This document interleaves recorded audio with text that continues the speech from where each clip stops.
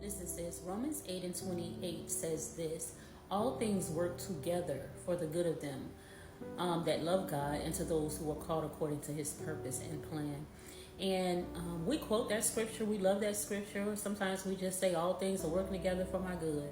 And, it is a familiar scripture. But the truth of the matter is that, when you are in all things, it's hard to see sometimes how it's going to work together for your good.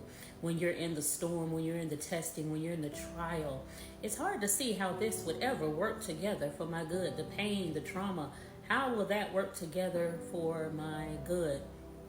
And so oftentimes we quote the scripture and we don't see how God could use these things for our good, because when you're in it, it just doesn't seem like it can work for your good. But I want to give you 5 ways that God used adversity for your good. 5 ways that God uses adversity for your good. And so if you see me looking down, I'm just looking at my notes.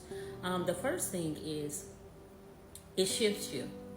God will use adversity. He will use the storms in your life to shift you. A lot of times, if God doesn't bring adversity, if he doesn't allow the storm to come in your life, a lot of times we'll just stay complacent. We won't move. We won't shift. We won't go.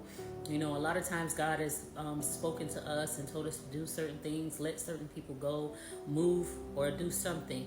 And we're just sitting there. And so sometimes God will use adversity to move us forward. He will allow a storm to shift things in our life. I remember years ago, I had a dream. It was a storm on the inside of my house. It was a storm on the inside of my house. So I'm sitting in the living room and this storm comes on the inside of my house. And everything in my house is flying in the air and being spent around and going crazy like a tornado inside my house. And I'm sitting there going, what is going on? I'm afraid. I don't know what's getting ready to happen. But I noticed inside the dream that I wasn't moving. I was just sitting there. But everything in that house was twirling in that tornado. Everything in that house was moving in that storm, up in the air, twirling like a real tornado. And so when the tornado stopped, when the storm stopped, I found that things were moved. And so things fell into place.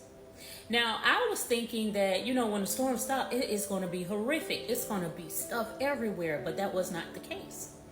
What happened was things were put into place, and they were just